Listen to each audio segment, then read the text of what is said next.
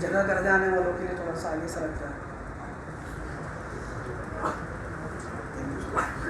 نیچے رہتے اس میں نیچے رہتے کوئی دقت.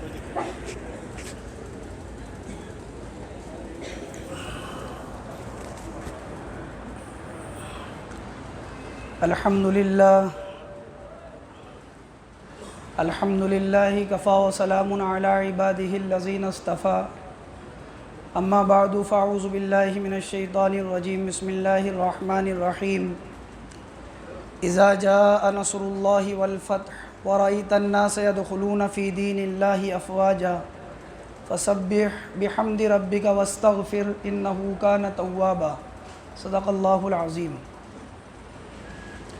وقال رسول اللہ صلی اللہ علیہ وسلم خیرکم من تعلم القرآن وعلمہ او کما قال صلی اللہ علیہ وسلم. میرے بھائیو، محترم بزرگوں اور دوستو، آج جو پڑھا گیا ہے وہ 20 صورتیں پڑھی گئی ہیں. اللہ رب العزت نے سورہ نصر کے اندر حضور اکرم صلی اللہ علیہ وسلم حجۃ الوداع کے موقع پر جب آپ موجود ہیں تو آپ علیہ الصلاۃ والسلام پر اللہ تبارک و تعالی نے سورہ نصر نازل فرمائی. سورہ نصر قرآن کریم کی یہ وہ آخری صورت ہے جو مکمل ایک مرتبہ میں نازل ہوئی، سب سے آخر میں. اس کے بعد کوئی صورت مکمل نازل نہیں ہوئی. آیتیں تو نازل ہوئی ہیں لیکن کوئی صورت مکمل نازل نہیں ہوئی. سورہ نصر جب نازل ہوئی ہے تو اس کے بعد حضور اکرم صلی اللہ علیہ وسلم 80 سے 82 دن، بعض روایتوں کے مطابق 2 سال دنیا میں موجود رہے ہیں.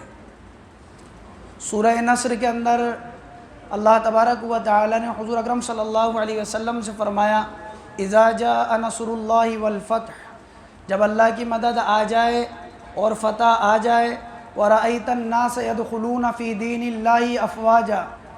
اے نبی جی، آپ دیکھیں گے کہ لوگ ایمان کے اندر، اسلام کے اندر جوگ در جوگ، گروہ در گروہ داخل ہو رہے ہیں. فَسَبِّحْ بِحَمْدِ رَبِّكَ، آپ اپنے رب کی تسبیح بیان کریں، اس کی پاکی بیان کریں، اس کی بڑائی بیان کریں. وَاسْتَغْفِرْ، اور اللہ سے استغفار کرتے رہیں، کیونکہ اللہ تبارک و تعالیٰ توبہ کے قبول کرنے والے ہیں. اللہ تبارک و تعالیٰ معاف کرنے والے ہیں. جب یہ صورت نازل ہوئی تو صحابہ کرام بڑے خوش ہوئے، کیونکہ اس صورت میں یہ بتایا وَرَأَيْتَ النَّاسَ يَدْخُلُونَ فِي دِينِ اللَّهِ أَفْوَاجًا، کہ ایمان اور اسلام کے اندر لوگ جوگ در جوگ، افواج در افواج لوگ داخل ہوں گے. تو صحابہ کو بڑی خوشی ہوئی کہ لوگ ایمان قبول کریں گے. حضرت عباس رضی اللہ عنہ جو حضور صلی اللہ علیہ وسلم کے چاچا تھے، رونے لگے. حضور اکرم صلی اللہ علیہ وسلم نے دیکھا کہ آپ کے چاچا رو رہے ہیں تو آپ نے فرمایا میرے چاچا آپ کیوں رو رہے ہیں؟ تو حضرت عباس نے فرمایا کہ اس میں تو آپ کی وفات کے بارے میں بتایا گیا ہے، آپ کے انتقال کے بارے میں بتایا گیا ہے، کہ یعنی آپ کا جو کام، جس محنت کے لیے، جس کام کے لیے آئے تھے وہ کام پورا ہو گیا. اب آپ کا دنیا سے جانے کا اس کا اشارہ ہے اس کے اندر، تو کہ آپ دیکھیں گے کہ لوگ ایمان میں جوگ در جوگ داخل ہو رہے ہیں. اللہ کی مدد آ گئی، اللہ کی فتح آ گئی، یعنی فتح مکہ. فرمایا بس یہ کہ آپ اللہ کی تسبیح بیان کریں اور اللہ سے استغفار کریں. اس میں اشارہ ہے کہ آپ دنیا سے جانے والے ہیں. اللہ کے نبی علیہ الصلاۃ والسلام نے فرمایا میرے چاچا آپ نے صحیح سمجھا. یہی مطلب ہے. حضور اکرم صلی اللہ علیہ وسلم کے چاچا ان کے آنے اس صورت کے نزول کے بعد رو رہے تھے. یہ صورت جب یہ نازل ہوئی ہے تو روایتوں میں آتا ہے اللہ کے نبی علیہ الصلاۃ والسلام کو اس میں حکم ہوا آپ اللہ کی تسبیح بیان کریں. تو آپ فرمایا کرتے تھے سبحانک ربنا ولک الحمد اللہم اغفر لی. آپ علیہ الصلاۃ والسلام اس کو کہا کرتے تھے. بعض روایت میں آتا ہے کہ آپ یوں کہا کرتے تھے سبحان اللہ وبحمدہ استغفر اللہ واتوب الیہ. اس آیت کے نزول کے بعد آپ یہ کہا کرتے تھے، یعنی اللہ کی پاکی بھی بیان کرتے اور اللہ سے استغفار بھی کرتے. حالانکہ حضور اکرم صلی اللہ علیہ وسلم اور آج سے پہلے جتنے نبی انبیاء علیہ الصلاۃ والسلام گزرے ہیں، سارے انبیاء علیہ الصلاۃ والسلام معصوم ہیں. ان سے کوئی گناہ سرزد نہیں ہوتا ہے، اللہ تعالیٰ ان کی حفاظت فرماتے ہیں۔ لیکن امت کو تعلیم اور ترغیب دینے کے لیے بات کہی جاتی ہے کہ جب نبی معصوم ہونے کے باوجود استغفار کر رہے ہیں تو امتی کو کتنی ضرورت ہے استغفار کی۔ دوسری بات، اللہ رب العزت نے ان صورتوں کے اندر یہ ذکر فرمایا سورہ فلق اور سورہ ناس کا نزول۔ سورہ فلق اور سورہ ناس جس وقت میں نازل ہوئی ہیں وہ وقت تھا کہ جب آپ علیہ السلام کے اوپر ایک یہودی لبید بن عاصم جس کو کہا جاتا تھا، اس نے آپ علیہ السلام پر جادو کر دیا، سحر کر دیا۔ آپ علیہ السلام اس سحر کی وجہ سے پریشان ہوئے۔ پریشانی یہ ہوئی کہ آپ علیہ السلام یہ سمجھتے تھے کہ میں نے ایک کام کر لیا، حالانکہ وہ کام نہیں کیا ہوتا آپ نے۔ 6 مہینے آپ علیہ السلام پر اس کا اثر رہا، جس کی وجہ سے آپ علیہ السلام کو یہ گرانی اور یہ پریشانی محسوس ہوتی تھی۔ حضور اکرم صلی اللہ علیہ وسلم کے پاس حضرت جبریل آئے اور فرمایا اللہ کے نبی آپ کے اوپر سحر ہوا ہے۔ اللہ کے نبی نے حضرت عائشہ سے فرمایا کہ عائشہ مجھے معلوم ہو گیا میرے اوپر کیا بات ہے، میرے پاس جبریل آئے تھے اور انہوں نے بتایا کہ تمہارے اوپر سحر ہوا ہے۔ اور عائشہ انہوں نے بتایا کہ وہ جو سحر ہوا ہے، وہ جس چیز کے اوپر سحر کیا گیا ہے وہ چیز فلق کنویں کے پاس کے اندر موجود ہے۔ اور بعض روایتوں میں آتا آپ نے کسی کو بھیجا اور وہاں سے وہ چیز منگوائی، کوئی تار تھا، بعض تفسیروں میں لکھا، بعض میں کہ آپ کے جو کنگھی ہوا کرتی تھی اس کے دندانے تھے یا بال تھے، اس میں گرہ لگا رکھی تھی، تقریباً 11 گرہ اس کے اندر لگی ہوئی تھی۔ اور بعض تفسیروں میں یہ لکھا ہے کہ آپ علیہ السلام سو رہے تھے، 2 فرشتے آئے، ایک تو آئے سرانے کی طرف، ایک آئے پیر کی طرف۔ اب سرانے والے جو پیر کی طرف ہے وہ پوچھ رہے سرانے والے سے کہ ان کو کیا ہو گیا، تو دوسرا فرشتہ جواب دے رہا ہے کہ ان کے اوپر سحر ہوا ہے۔ اور آپ علیہ السلام کو یہ سب باتوں کا علم ہو رہا ہے خواب میں۔ حضور اکرم صلی اللہ علیہ وسلم کے لیے پھر اس نے پوچھا یہ سحر کس نے کیا؟ کہا کہ یہودی جو منافق ہے، منافقوں سے ملا ہوا ہے، لبید بن عاصم، اس نے کیا ہے۔ فرمایا اس نے سحر کس چیز سے کیا؟ کہا کہ آپ کی جو کنگھی تھی اس کے دندان جو ہوتے ہیں کنگھی کے جس سے کنگھی کی جاتی ہیں، فرمایا اس سے کیا ہے سحر۔ فرمایا وہ جو سحر کیا ہے جس چیز کے اوپر، وہ چیز کہاں ہے؟ فرمایا فلاں کنویں کے پاس کھجور جس کے اندر اگتی ہے، اس چیز کے اندر ایک پتھر کے نیچے وہ دبی ہوئی ہے۔ آپ علیہ السلام کی آنکھ کھل گئی۔ آپ علیہ السلام بعض روایت میں آپ خود گئے، آپ علیہ السلام نے اس کو اٹھا کے دیکھا تو وہاں وہ چیز موجود تھی۔ اللہ کے نبی علیہ السلام نے اس کے ایک ایک گرہ کو کھولتے اور آپ فرماتے قل اعوذ برب الفلق من شر ما خلق ومن شر غاسق اذا وقب۔ دونوں صورتیں ایک ساتھ نازل ہوئی ہے۔ ہر گرہ کو کھولتے اور یہ فرماتے، جب ساری گرہیں کھل گئیں اللہ کے نبی فرماتے ہیں کہ میں ٹھیک ہو گیا، اور مجھے اس کے ذریعے سے، ان آیاتوں کے ذریعے سے گویا کہ صحت اور گویا کہ اس سحر سے اللہ نے شفا یابی نصیب فرما دی۔ آپ علیہ السلام سے صحابہ نے کہا اللہ کے نبی جب آپ کو یہ معلوم ہے کہ فلاں شخص نے آپ پر جادو کیا ہے، کیا ہم اس کو قتل نہیں کر دیں؟ آپ علیہ السلام نے فرمایا میری ذات کا معاملہ ہے، میں یہ چاہتا ہوں کہ میری ذات کے معاملے میں کسی سے بدلہ نہیں لوں۔ آپ جانتے تو اس شخص کو یہ شخص ہے، اور وہ منافق تھا، بظاہر ایمان کے اندر تھا، یعنی ایمان دکھاتا تھا، دل میں تو کفر ہی تھا، تو وہ مجلس میں آتا تھا، لیکن کبھی اللہ کے نبی نے یہ ظاہر نہیں کیا کہ تو نے میرے اوپر جادو کیا ہے۔ اس لیے ان صورتوں کے بارے میں آتا ہے روایتوں میں، اللہ کے نبی علیہ السلام نے فرمایا کہ قل اعوذ برب الفلق اور قل اعوذ برب الناس فرض نمازوں کے بعد پڑھا کرو ان صورتوں کو۔ اور روایتوں میں آتا ہے اللہ کے نبی جب بیمار ہو جاتے تو سورہ فلق اور سورہ ناس کو پڑھتے اور اپنے ہاتھوں پہ دم کرتے اور پھر پورے بدن پر پھیرتے۔ اما عائشہ رضی اللہ تعالیٰ عنہ فرماتی ہیں جب آپ کا آخری وقت چل رہا تھا تو میں سورہ فلق سورہ ناس کو پڑھتی، اللہ کے نبی کے ہاتھ پر دم کرتی اور آپ علیہ السلام پورے بدن کے اوپر ان کو پھیرتے۔ یہ سورہ فلق اور سورہ ناس وہ صورتیں ہیں اللہ تعالیٰ جس کے ذریعے سے ہر بیماری سے انسان کو شفا نصیب فرماتے ہیں۔ کہ آدمی کا وہ یقین ہونا چاہیے، کیونکہ قرآن تو ہے ہی شفا۔ قرآن کے بارے میں اللہ نے کہا وَنُنَزِّلُ مِنَ الْقُرْآنِ مَا هُوَ شِفَاءٌ وَرَحْمَةٌ لِّلْمُؤْمِنِينَ۔ یہ قرآن جو نازل کیا گیا ہے اس کے اندر شفا ہے، اور اس کی آیت کی تفسیر کے اندر احکام القرآن کے اندر لکھا ہے کہ یہ شفا دونوں طرح سے ہے، ظاہری اعتبار سے بھی شفا ہے، یعنی پڑھ کر اگر دم کر دو تو بھی شفا ہے، اور باطنی اعتبار سے بھی شفا ہے، یعنی اس کا اثر دلوں کے اوپر ہوتا ہے، انسان کی روح بھی بنتی ہے اور انسان کا جسم بھی بنتا ہے اس قرآن کے ذریعے سے۔ یہ قرآن تو سراسر ہدایت کی کتاب ہے۔ اللہ رب العزت فرمائے الف لام میم ذالک الکتاب لا ریب فیہ، کہ یہ جو کتاب ہے جو لوح محفوظ کے اندر موجود ہے اور تمہارے سامنے یہ کتاب جو موجود ہے، ذالک الکتاب لا ریب فیہ، وہ کتاب جو لوح محفوظ کے اندر ہے اور جو تمہارے سامنے ہے، اس کتاب کے اندر ذرے کے برابر شک نہیں ہے کہ تم یہاں سے پڑھنا شروع کر رہے ہو اس کتاب کو، دیکھو تم پورا قرآن پڑھو گے، لیکن یہ بات پہلی لائن میں سمجھ لو کہ ایک ذرے کے برابر شک مت کرنا اس قرآن کے اندر۔ ہدی للمتقین، یہ قرآن ہے ہدایت والوں کے لیے، متقین کے لیے یہ قرآن ہدایت ہے، یہ قرآن ہے سارے عالم کے لیے ہدایت کے لیے۔ اس لیے جناب رسول اللہ صلی اللہ علیہ وسلم قرآن اپنی زبان مبارک سے پڑھتے تھے، اور آپ علیہ السلام کی زبان سے نکلے ہوئے الفاظ قرآن کے لوگوں کی زندگیوں کو تبدیل کر دیا کرتے تھے۔ سورہ نجم کی تلاوت کرتے ہیں اللہ کے نبی حتیم کے سامنے، وَالنَّجْمِ إِذَا هَوَى مَا ضَلَّ صَاحِبُكُمْ وَمَا غَوَى وَمَا يَنْطِقُ عَنِ الْهَوَىٰ إِنْ هُوَ إِلَّا وَحْيٌ يُوحَىٰ۔ قرآن پڑھتے چلے جاتے ہیں، آخری آیت پر پہنچتے ہیں، اللہ کے لیے سجدہ کرو، اس کے لیے عبادت کرو۔ حضور سجدے میں جا رہے ہیں، مشرکین مکہ جو بیٹھ کر اللہ کے نبی کا قرآن سن رہے تھے، باوجود اس کے کہ اللہ کے منکر تھے، رہا نہیں گیا اور وہ بھی اس سجدے کے اندر چلے گئے۔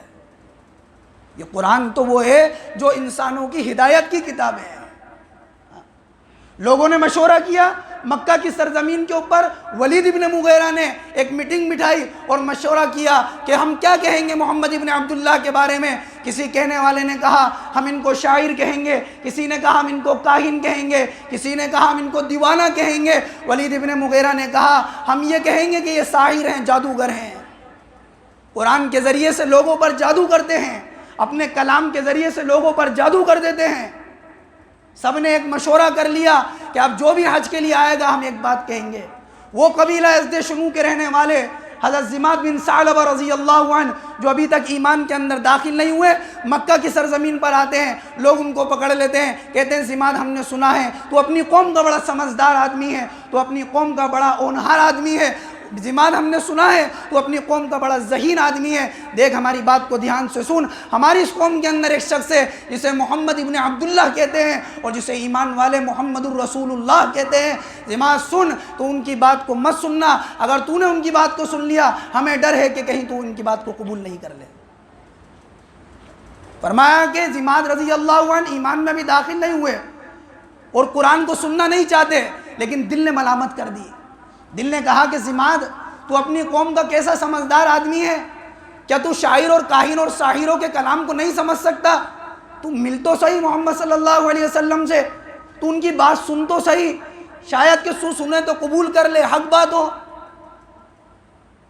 یہ اللہ کے نبی سے ملاقات کرتے ہیں اور کہتے ہیں محمد ابن عبداللہ میں نے سنا ہے کہ تمہاری قوم کے لوگ تمہیں مجنون کہتے ہیں، محمد ابن عبداللہ میں نے سنا ہے کہ تمہاری قوم کے لوگ تمہیں شاعر کہتے ہیں، تمہیں کاہن کہتے ہیں، میں اپنی قوم کے اندر لوگوں کا مرگی کا، سحر کا، جنون کا علاج کرتا ہوں، تم مجھے بتاؤ تمہیں کیا بات ہے، اگر تم کہو گے تو تمہارا علاج کر دوں گا۔ اللہ کے نبی علیہ السلام نے فرمایا زماد جو بات تجھے کہنی تھی کیا وہ کہہ چکا؟ فرمایا میں کہہ چکا۔ آپ نے کہا تسلی سے اب میری بات کو سن۔ اللہ کے نبی علیہ السلام نے فرمایا الحمدللہ الحمدللہ نحمدہ ونستعینہ ونستغفرہ ونؤمن به ونتوکل علیہ ونعوذ باللہ من شرور انفسنا ومن سیئات اعمالنا من یہدہ اللہ فلا مضل لہ ومن یضللہ فلا ہادی لہ۔ اللہ کے نبی نے جب خطبہ پڑھا ہے تو یہ زماد کہنے لگے ایک مرتبہ اور پڑھو یہ خطبہ۔ آپ نے دوبارہ پڑھا، پھر یوں کہا کہ ایک مرتبہ اور پڑھو یہ خطبہ۔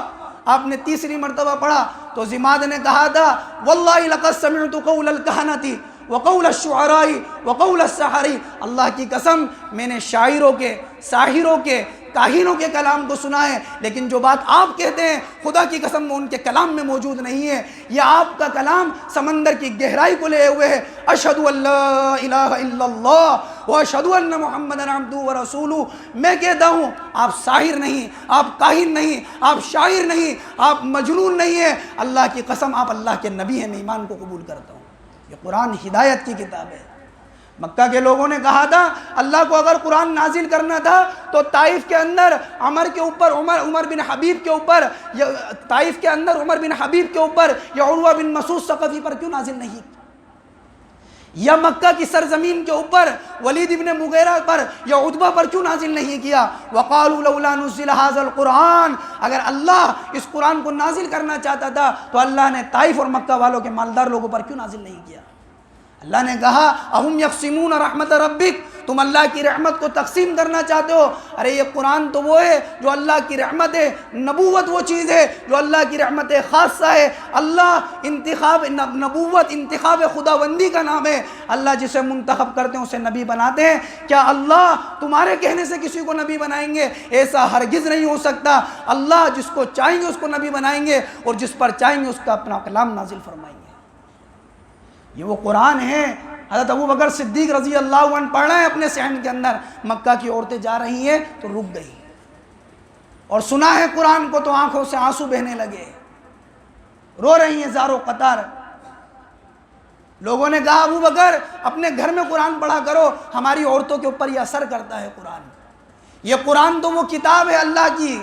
جبیر ابن مطعم جو ابھی تک ایمان لے کر نہیں آئے، اللہ کے نبی علیہ السلام کے پاس آئے ہیں بدر کے قیدیوں کے بارے میں بات کرنے کہ بدر کے قیدیوں کو چھوڑ دیں۔ اللہ کے نبی نے نماز کی نیت باندھ لگی، فجر کی نماز پڑھا رہے ہیں۔ وَالطُّورِ وَكِتَابٍ مَّسْطُورٍ فِي رَقٍّ مَّنشُورٍ وَالْبَيْتِ الْمَعْمُورِ وَالسَّقْفِ الْمَرْفُوعِ وَالْبَحْرِ الْمَسْجُورِ إِنَّ عَذَابَ رَبِّكَ لَوَاقِعٌ، قسم ہے طور کی، کوہ طور کی، وَالطُّورِ وَكِتَابٍ مَّسْطُورٍ، اور اس کتاب کی کہ جو لکھی ہوئی ہے کھلے ہوئے صفحے کے اوپر، یا ان کاتبوں کی جو نامہ اعمال لکھنے والے ہیں۔ وَالطُّورِ وَكِتَابٍ مَّسْطُورٍ فِي رَقٍّ مَّنشُورٍ وَالْبَيْتِ الْمَعْمُورِ، بیت معمور کی قسم ہے، وَالسَّقْفِ الْمَرْفُوعِ بلند چھت یعنی آسمان کی قسم ہے، وَالْبَحْرِ الْمَسْجُورِ اور اس سمندر کی جس کو آگ بنا دیا جائے گا جو ابلے گا آگ کی طرح۔ إِنَّ عَذَابَ رَبِّكَ لَوَاقِعٌ، تیرے رب کا عذاب ضرور ضرور واقع ہوگا کفار و مشرکین کے اوپر۔ جبیر ابن مطعم ایمان نہیں لائے، قرآن سننا، اللہ کے نبی نماز پڑھ رہے ہیں اور فوراً وہی ایمان کو قبول کیا۔ فرماتے ہیں مجھے ایسا لگ رہا تھا جب اللہ کے نبی آیت پڑھ رہے ہیں گویا کہ میرے اوپر ابھی عذاب آ جائے گا۔ نماز ہو رہی ہے، اللہ کے نبی نماز میں، یہ نماز سے باہر ہیں اور کہہ رہے ہیں اشہدو ان لا الہ الا اللہ واشہدو ان محمدا عبدہ ورسولہ۔ حضرت عمر رضی اللہ عنہ امیر المؤمنین ہیں، 22 لاکھ مربع میل کے امیر ہیں۔ کیسی حکومت ہے، کیسا خلیفہ اللہ نے بنایا۔ جا رہے تھے اور جاتے جاتے ایک گھر کے اندر سے آواز سنی، وَإِذَا الصُّحُفُ نُشِرَتْ، جب نامہ اعمال کھولا جائے گا، آدمی کو بتا دیا جائے گا کیا کر کر آیا دنیا کے اندر۔ سواری سے اتر گئے، دیوار کے ٹیک لگا کے زاروں قطار رونے لگے۔ نماز پڑھا رہے ہیں، سورہ یوسف کی تلاوت کر رہے ہیں۔ انما اشکو بسی وحزنی الی اللہ وعلم من اللہ ما لا تعلمون، رو رہے ہیں زاروں قطار، ایسا روئے کہ پیچھے کی صفوں کے اندر آواز آ رہی ہے۔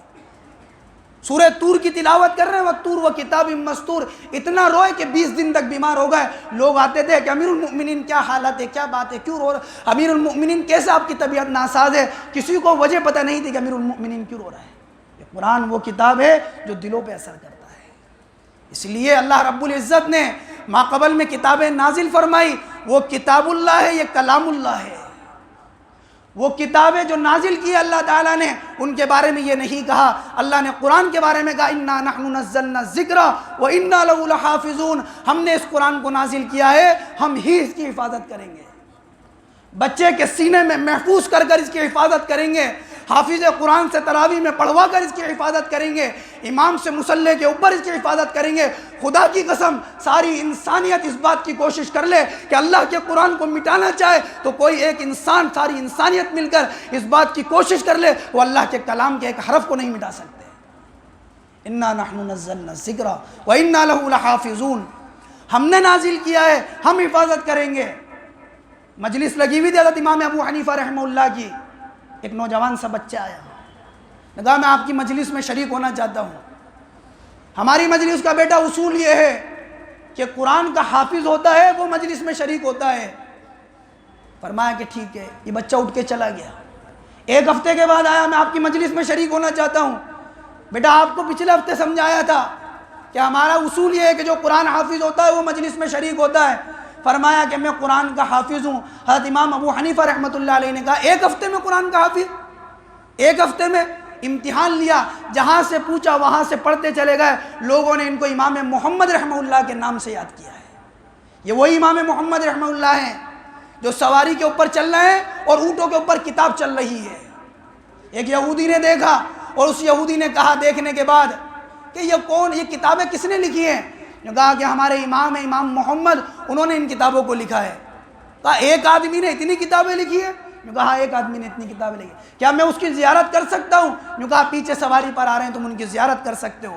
حضرت امام محمد رحمۃ اللہ علیہ کی زیارت کی، حضرت امام محمد رحمۃ اللہ علیہ کو دیکھا، کہا اشہد ان لا الہ الا اللہ واشہد ان محمدا عبدہ ورسولہ، ایمان کو قبول کیا۔ لوگوں نے کہا تو نے ان کو دیکھا اور دیکھ کر صرف ایمان کو قبول کر لیا؟ کہا جب چھوٹے محمد کا یہ حال ہے تو محمد الرسول اللہ کے حسن کا کیا حال ہوگا؟ یہی وہ امام محمد رحمۃ اللہ علیہ ہیں۔ حضرت امام ابو حنیفہ بیٹھے تھے، ایک بچہ آیا، نے کہا کہ جی ایک بچے نے، اس نے کہا کہ ایک آدمی نے عشاء کی نماز پڑھی اور عشاء کی نماز پڑھنے کے بعد سو گیا، احتلام ہو گیا، کیا وہ دوبارہ نماز پڑھے گا عشاء کی؟ فرمایا کہ دوبارہ نماز پڑھے گا۔ وہ بچہ اٹھ کے سائڈ میں آ کے نماز پڑھنے لگا۔ لوگوں نے کہا کہ جی آپ نے کیا مسئلہ بتایا ہے کہ ایک نے نماز پڑھی، اگر اس کو احتلام ہو گیا تو کیا وہ دوبارہ نماز پڑھے گا عشاء کی؟ حضرت امام ابو حنیفہ نے فرمایا کہ تو جانتا نہیں ہے کہ اس بچے نے خود کے بارے میں سوال کیا ہے۔ یہ بچہ جب عشاء کی نماز پڑھ کے سویا تھا، نابالغ تھا، رات میں احتلام ہو گیا، حد بلوغت کو پہنچ گیا، اسی لیے کونے کے اندر نماز پڑھ رہا ہے، اور یہ بچہ بڑا ذہین بنے گا۔ دنیا نے امام محمد کے نام سے یاد کیا۔ جیسے شاگرد تھے ویسے استاد تھے حضرت امام ابو حنیفہ نعمان بن ثابت رحمہ اللہ۔ کیا علم تھا، کیا مقام اللہ نے دیا تھا۔ حضرت امام ابو حنیفہ بیٹھے ہیں، ایک دیہاتی رہنے والا آیا، دیہات کا رہنے والا، اس نے کہا بیواوی نہ ہوا وہی نہیں۔ آپ نے فرمایا بیوا وہی نہیں، فرمایا بارک اللہ لا ولا۔ وہ آدمی چلا گیا، آپ نے جواب دے دیا۔ حاضرین نے پوچھا امام صاحب بات سمجھ میں نہیں آئی، ایک آدمی نے آپ سے سوال کیا بیواوی نہ ہوا وہی نہیں، ایک واؤ کے ساتھ دو واؤ کے ساتھ، آپ نے کہا دو واؤ کے ساتھ، اس نے کہا بارک اللہ فیک لا ولا، اللہ آپ کو برکت دے جیسے لا ولا کے اندر۔ وہ چلا گیا، کیا معاملہ ہے؟ فرمایا یہ آدمی آیا تھا اور مجھ سے یہ پوچھ رہا تھا التحیات نماز میں جو پڑھوں تو دو واو والی پڑھوں ایک واو والی پڑھوں؟ ایک التحیات للہ والصلوات والطیبات دو واو والی، ایک التحیات للہ والصلوات الطیبات ایک واو والی۔ تو میں نے اس کو کہا دو واو والی پڑھ تاکہ 10 نیکیاں بڑھ جائے۔ تب بات سمجھ میں کہا اس نے آپ کو کیا کہا؟ یوں کہا اس نے مجھے یوں کہا بارک اللہ فیک لا ولا، اللہ آپ کو ایسی برکت دے جیسے لا ولا کے اندر قرآن میں اللہ نے زیتون کے درخت کے بارے میں کہا ہے لا شرقیت ولا غربیہ، زیتون کا درخت وہ ہے جس کی مشرق میں کوئی مثال نہیں، مغرب میں جس کی کوئی مثال نہیں۔ آپ کا علم وہ ہے جس کی مشرق اور مغرب کے اندر کوئی مثال نہیں۔ اسی لیے عبداللہ ابن مبارک حضرت امام ابو حنیفہ کے بارے میں فرماتے تھے لقد زان البلاد ومن عليها امام المسلمین ابو حنیفہ فما في المشرقین له نظیر ولا في المغربین ولا بکوفہ فإن الناس في فقه عیال على فقه الامام ابو حنیفہ۔ میں نے شہروں کے چکر کاٹے ہیں لیکن امام ابو حنیفہ جیسا نہیں پایا، نہ مشرق میں نہ مغرب میں نہ کوفہ کے اندر لوگ امام ابو حنیفہ کے فقہ میں بچے ہیں۔ یہ قرآن کا علم ہے جو اللہ تبارک و تعالی لوگوں کے درجات کو بلند کر دیتا ہے، قرآن کی ناقدری پر پست کر دیتا ہے۔ بہت سی قوموں کو بلند کر دے، بہت سو کو پست کر دیتے ہیں۔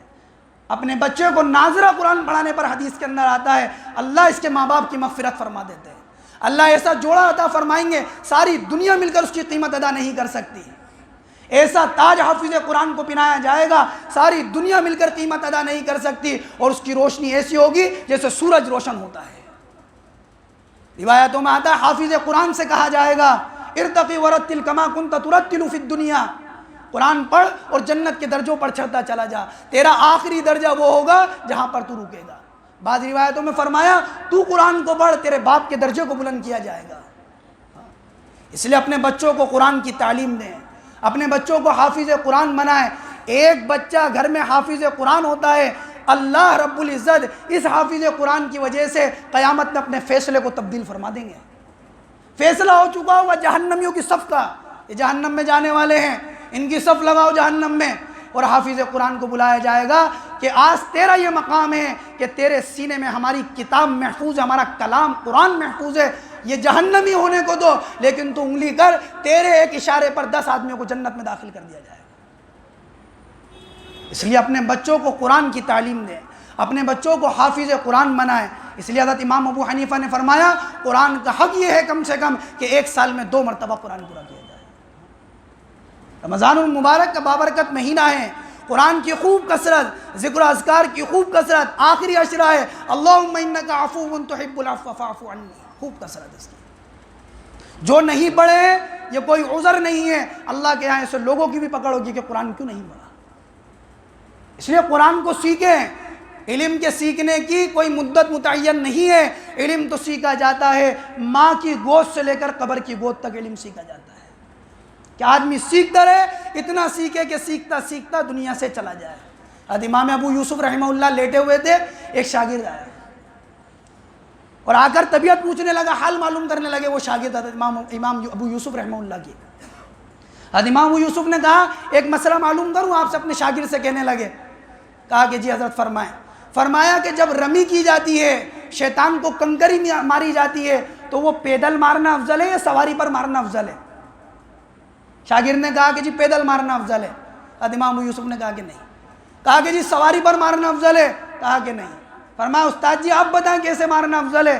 یوں کہا اگر ایک رمی کے بعد دوسری رمی کرنی ہے تو ایک رمی کے بعد دعا ہے، اس لیے پیدل مارنا افضل ہے، اگر رمی نہیں کرنی آگے جانا ہے تو سواری پر مارنا افضل ہے۔ شاگرد نے کہا کہ جی بہت اچھی بات ہے، ٹھیک ہے۔ شاگرد اٹھ کر دروازے پر گیا، اندر سے عورتوں کے رونے کی آواز آئی کہ کیا ہوا؟ کہ امام ابو یوسف کا انتقال ہو گیا۔ کہ ایسا علم سیکھے کہ سیکھتے سیکھتے موت آ جائے، کہ ماں کی گود سے سیکھے اور قبر کی گود تک۔ ابو زرع رازی رحمۃ اللہ کیسے زبردست محدث گزرے۔ حضرت امام احمد ابن حنبل فرماتے تھے میرے علم کے مطابق ابو زرع رازی کو 6 لاکھ حدیثیں یاد ہیں، ایک نہیں دو نہیں، یہاں ساتھیوں کے 4 مہینے لگ جاتے ہیں، اندرون اور بیرون 5 مہینے لگاتے ہیں، 10 حدیثیں متن کے ساتھ نہیں سنا پاتے۔ اللہ کے راستے میں جاتے ہیں، کیا سیکھنے کے لیے جاتے ہیں؟ کیا سیکھ کر آتے ہیں وہاں سے؟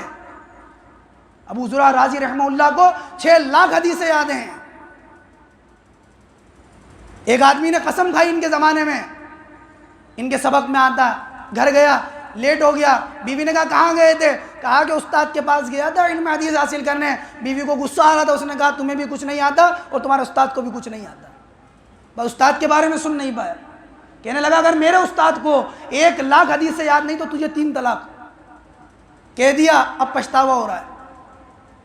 استاد کے پاس آیا، کہا کہ میں نے یہ قسم کھا لی اور یہ کہہ دیا اگر آپ کو 1 لاکھ حدیث سے یاد نہیں ہو تو میری بیوی کو 3 طلاق۔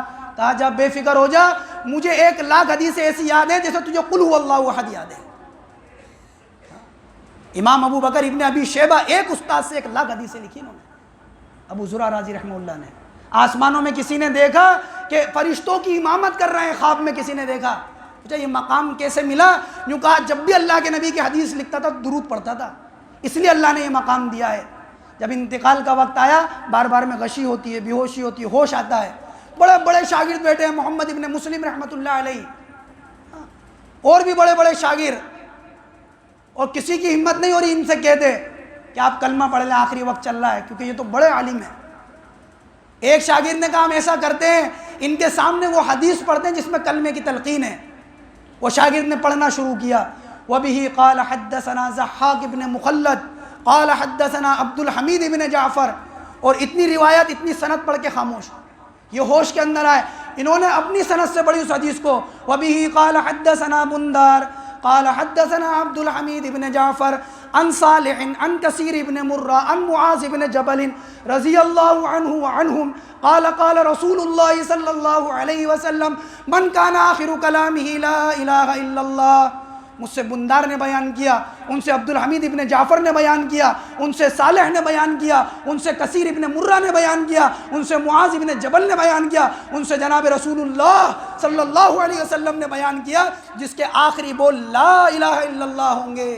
بس اتنی حدیث پڑھی لا الہ الا اللہ اور روح نکل گئی۔ یہ موت اللہ جب نصیب کریں گے جب اس میں زندگی لگے، اس لیے ہم سب یہ نیت کریں کہ انشاءاللہ نمازوں کا اہتمام کریں گے۔ باقی ایام بچے ہوئے ہیں ابھی تراویح کے، ابھی تراویح مکمل نہیں ہوئی ہے، اپنے عمل کو ضائع نہیں کرنا ہے. 26 دن کی بڑی 4 دن بازار میں نہیں گزارنے ہیں. شیطان یہ چاہے گا کہ آپ کا عمل ضائع ہو جائے، یا تو آپ شیطان کو کامیاب کر دیں یا آپ خود کامیاب ہو جائیں. یا تو آپ اللہ کی مان لیں یا اپنے نفس کے تقاضے کے اوپر چل لیں. یا تو اللہ کو تھام لیں یا غیر کو تھام لیں. یا تو مسجد کو خالی کر کے بازاروں کی رونق بن جانا، اور یا مساجد کے اندر آ کر اللہ کے سامنے اپنا ماتھا ٹیک دینا. نہ جانے کون سا سجدہ آخر ہو. اس لیے ہرگز ایسا نہیں کرنا ہے کہ بازاروں کی رونق نہیں بننا ہے. ضرورت ہے، ضرورت بقدر ضرورت ہے آدمی تراویح پڑھے اور اس کے بعد وتر وغیرہ کی نماز سے فارغ ہو کر جلد از جلد ضرورت کو پورا کر کے واپس آ جائے. یہ آخری ایام ہیں، یہ وہ ایام ہیں جہاں بدلہ دیا جائے گا انسان کو عبادت کا. یہاں وہ رات آنے والی ہے جسے لیلۃ الجائزہ آسمان پر کہا جاتا ہے. اس لیے جتنے ایام باقی ہیں، جتنے دن تراویح ہوگی چاند رات تک، کہ اس سے چاند دکھنے سے پہلے پہلے جب تک تراویح ہوگی آپ کو آنا ہے انشاءاللہ. آپ کو تراویح پڑھنی ہے، آپ کو اپنے نفس کو کچلنا ہے، اپنے نفس کے تقاضوں کو پورا نہیں کرنا ہے، بلکہ اللہ جو حکم کر رہا ہے اس حکم کو پورا کرنا ہے. 26 دن بڑی ہے، 2-4 دن میں عمل خراب نہیں کریں. آئیں گے انشاءاللہ. اللہ تعالیٰ اپن سب کو عمل کی توفیق نصیب فرمائے.